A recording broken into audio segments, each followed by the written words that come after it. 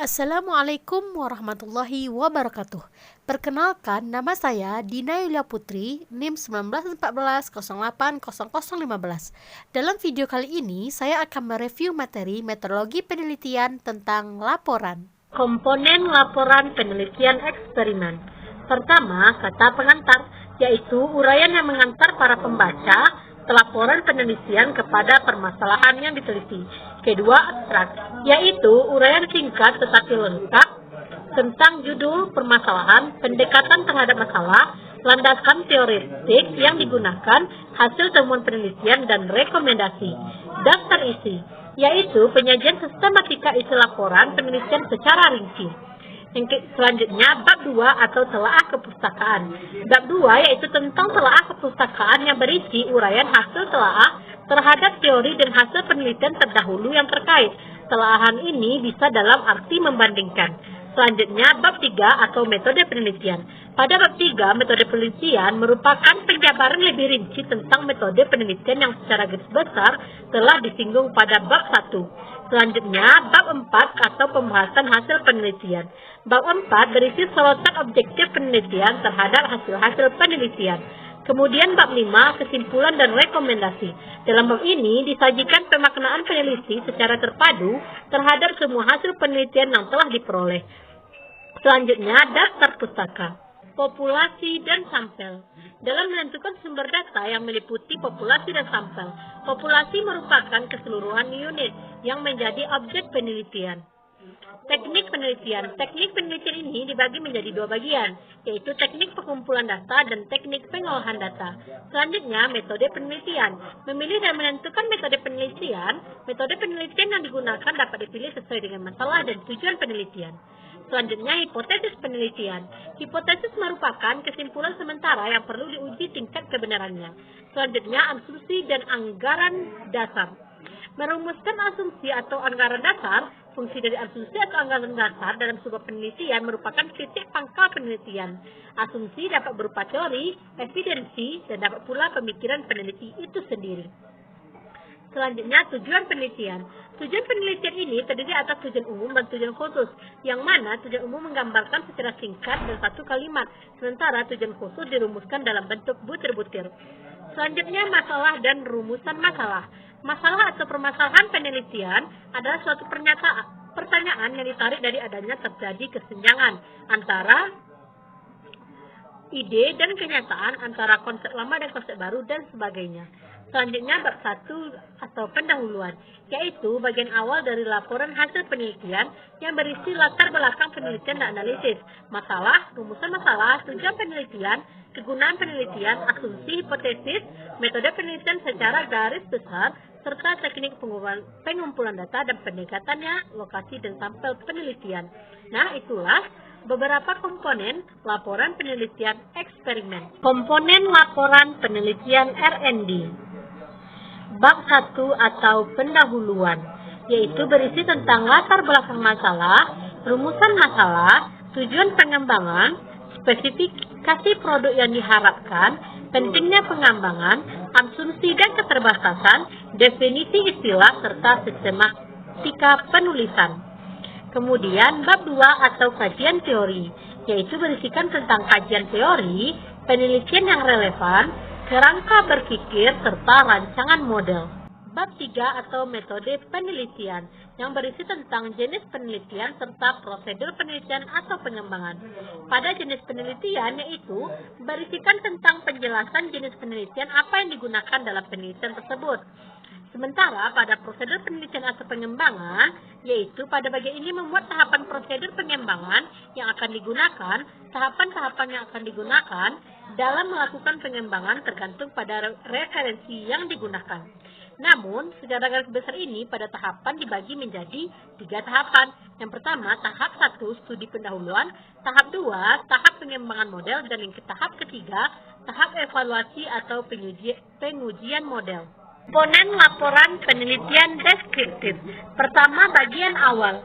Bagian awal ini berisikan tentang halaman judul, halaman pengesahan, abstrak, kata pengantar, daftar isi, dan lampiran-lampiran lainnya. Selanjutnya, terdapat bab 1 atau pendahuluan. Dalam bab 1 atau pendahuluan ini, berisikan tentang latar belakang, rumusan masalah, tujuan penelitian, serta manfaat penelitian. Selanjutnya, ada bab 2 atau landasan teori. Dalam landasan teori ini dikemukakan teori dan pustaka yang relevan dengan permasalahan dan pemecahan masalah atau tindakan yang dilakukan. Selanjutnya, ada bab 3 yaitu metode penelitian, yaitu deskripsikan upaya pemecahan masalah atau tindakan yang telah dilakukan untuk meningkatkan mutu pembelajaran dalam rangka penelitian. Nah, dalam bab 3 ini memuat subjek penelitian, langkah-langkah atau prosedur penelitian, metode pengumpulan data dan jenis instrumen penelitian yang akan digunakan, dan syarat validitas dan reliabilitasnya. Selanjutnya, bab 4 atau hasil penelitian dan pembahasan, yaitu berisikan tentang hasil dan pembahasan penelitian. Selanjutnya, bab 5 atau kesimpulan dan saran. Sajikan yang mana disajikan kesimpulan hasil penelitian sesuai dengan tujuan atau masalah penelitian yang telah disampaikan. Kemudian diberikan saran dan tidak lanjut berdasarkan kesimpulan yang diperoleh, baik yang menyangkut segi positif maupun negatifnya. Kemudian terdapat daftar pustaka yang memuat semua sumber pustaka yang digunakan. Kemudian yang terakhir yaitu lampiran. Lampiran berisi semua instrumen yang digunakan atau pedoman wawancara, pedoman observasi, angket, tes hasil belajar, dan lain-lain. Komponen laporan penelitian korelasi. Komponen-komponen laporan penelitian korelasi yaitu memuat yang pertama bab 1 atau pendahuluan, yang mana bab 1 atau pendahuluan ini berisikan tentang latar belakang masalah, rumusan masalah, tujuan penelitian, dan manfaat hasil penelitian. Selanjutnya yaitu bab 2 atau kajian teori. Dalam bab 2 atau kajian teori ini berisikan tentang deskripsi teoritik, hasil penelitian yang relevan, kerangka berpikir, dan hipotesis penelitian. Selanjutnya yaitu lampiran. Lampiran ada beberapa lampiran dalam penelitian korelasi ini. Kemudian bab 3 atau metode penelitian, yaitu berisikan tentang jenis dan paradigma penelitian, tempat dan waktu penelitian, populasi dan sampel penelitian, variabel penelitian, instrumen penelitian, teknik pengumpulan data, hipotesis statistik, dan teknik analisis data. Selanjutnya, bab 4 atau hasil penelitian dan pembahasan. Deskripsi data hasil penelitian, pengujian persyaratan analisis, dan pengujian hipotesis. Kemudian bab 5, kesimpulan dan saran berisikan tentang kesimpulan dan saran. Kemudian terdapat daftar pustaka. Komponen laporan penelitian PTK. Bagian awal yaitu berisikan tentang halaman judul, abstrak, prakata, daftar isi, dan daftar tabel, gambar, dan lampiran. Selanjutnya berisikan bagian pokok yaitu bab 1 atau pendahuluan yang berisikan tentang latar belakang masalah, identifikasi masalah, rumusan masalah, dan tujuan penelitian. Selanjutnya bab 2 atau kajian pustaka, yang mana kajian pustaka ini berisikan tentang kajian teori, kajian hasil-hasil penelitian, kerangka berpikir, hipotesis tindakan atau penelitian. Selanjutnya bab 3 atau metode penelitian. Metode penelitian ini berisikan tentang setting dan karakteristik subjek penelitian, variabel yang diselidiki, prosedur penelitian, dan data, cara pengumpulannya, serta indikator kinerja, analisis atau intervensi data, dan analisis data. Selanjutnya, bab 4 atau hasil penelitian dan pembahasan. Berisikan tentang pelaksanaan tindakan, hasil analisis data, dan pembahasan. Adapun pada bab 5 yaitu simpulan dan saran, yang mana menyimpulkan adalah mengistisarkan atau memberi pendapat berdasarkan apa-apa yang diuraikan sebelumnya. Adapun pada bagian akhir ini yaitu laporan penelitian terdiri dari daftar pustaka dan lampiran-lampiran lainnya. Kemudian penutup. Pada penutup, laporan PTK merupakan pernyataan formal tentang hasil penelitian, Ditulis secara sistematis berdasarkan penelitian tindakan kelak yang dilakukan oleh guru di kelasnya itu sendiri. Komponen laporan penelitian kepustakaan. Penelitian kepustakaan yaitu pada bab 3, proposal dan hasil penelitian ada beberapa komponen yang harus ada. Semua komponen tersebut menunjukkan langkah-langkah yang akan dilakukan penelitian dalam memperoleh data dan menganalisisnya. Komponen-komponen yang perlu ada pada bab 3 penelitian kepustakaan yaitu jenis penelitian, setting penelitian, sumber data, teknik dan instrumen pengumpulan data, serta teknik analisis data. Contohnya dapat kita lihat pada skripsi lengkap yang telah dikumpulkan di grup metodologi penelitian. Komponen laporan penelitian MIP. Karakteristik metode gabungan atau mixed method. Desain untuk model sequential explanatory, proposal sudah lebih jelas. Tujuan untuk model sequential explanatory, tujuannya adalah menemukan pola dan menguji hipotesis yang ditemukan dalam penelitian kualitatif. Teknik pengumpulan data yaitu tes, kuesioner, participant observation, in-depth interview, dokumentasi, dan triangulasi. Instrumen penelitian yaitu teks, angket, instrumen standar, peneliti sendiri, buku catatan, tape recorder, kamera, handcam, dan sebagainya. Data kuantitatif hasil pengukuran dan kualitatif hasil pengamatan. Sampel untuk model sequential explanatory, sampel bisa besar dan representatif.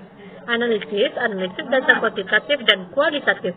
Hubungan dengan responden yaitu hubungan peneliti yang diteliti bisa berjarak, bisa akrab, kedudukan bisa lebih tinggi dan sama dengan responden. Jangka pendek dan jangka panjang, hipotesis terbukti dengan didukung data kualitatif. Desain untuk penelitian kombinasi model sequential explanatory, usulan desain bisa bersifat sementara.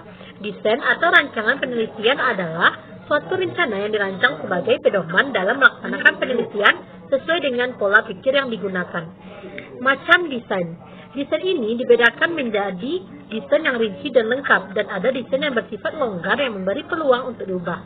Pola pikir deduktif yang ingin menguji hipotesis atau teori dengan data empiris, menghendaki desain yang rinci dan jelas, lengkap dengan variabel yang akan diteliti, sekaligus dilengkapi dengan instrumen pengumpul datanya.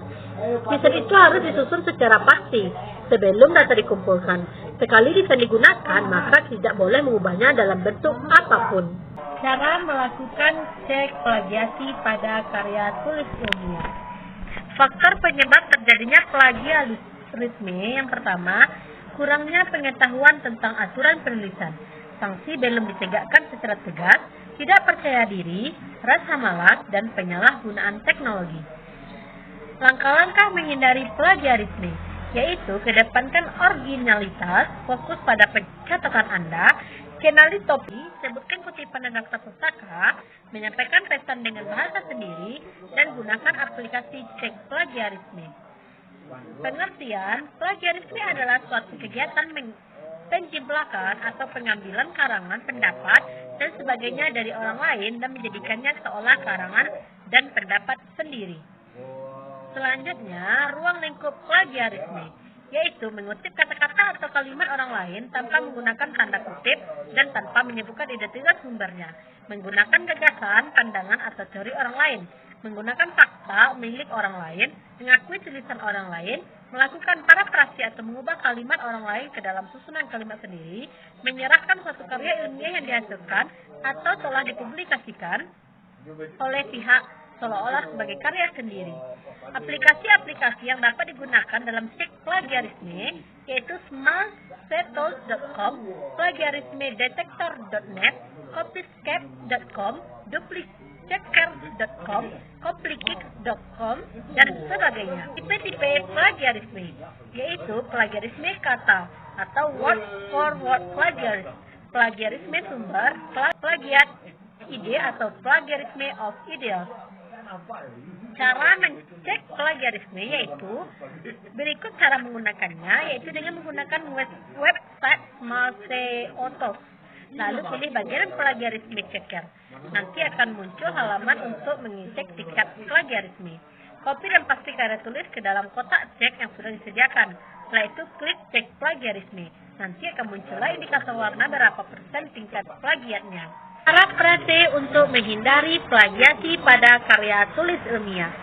Pengertian: parafrase adalah pengungkapan kembali suatu tulisan dalam bentuk susunan baru tanpa bermaksud mengubah makna aslinya. Langkah-langkah teknik menulis. Langkah-langkah teknik menulis yang dapat dilakukan dalam melakukan parafrase. Yang pertama, bacalah berkali-kali tulisan orang lain yang ingin kita parafrase. Mendapatkan maknanya, selama membaca, buatlah catatan tentang kata-kata kunci dari tulisan tersebut. Mulailah menuliskan makna dari tulisan yang kita baca dengan menggunakan kata-kata dan gaya bahasa kita sendiri. Setelah selesai, bandingkanlah tulisan versi kita dengan versi aslinya. Lalu, catat ke pustakaan aslinya untuk digunakan dalam kepustakaan artikel kita. Contoh kalimat parafrase yang masih plagiasi. Sangatlah sulit untuk mendefinisikan plagiasi saat ringkasan dan parafrase terlibat di dalamnya. Karena meskipun mereka berbeda, batas-batas keduanya sangat samar dan seorang penulis mungkin tidak mengetahui kapan ia melakukan ringkasan, parafrase atau plagiasi. Contoh kalimat parafrase yang berada antara plagiasi dan yang tidak. Sangatlah sulit untuk membedakan antara ringkasan, parafrase, dan plagiasi. Berisiko melakukan plagiasi jika kalian melakukan parafrase yang sangat mirip. Contoh kalimat parafrase yang lebih baik dan dapat diterima.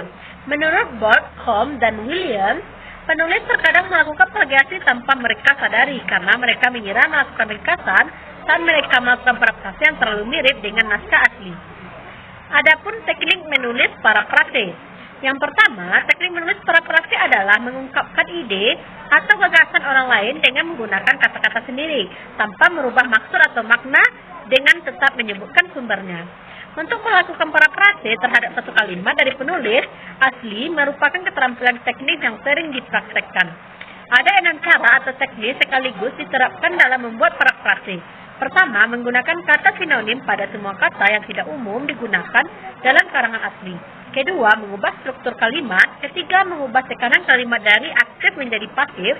Keempat, mengurangi kalimat yang tidak perlu untuk diuraikan atau dimaknakan kembali oleh penulis. Kelima, mengubah bagian-bagian pembicaraan yang diurai penulis asli. Dan yang keenam, menulis sumber bacaan dengan lengkap. Nah, itulah parafrase untuk menghindari plagiasi pada karya tulis ilmiah.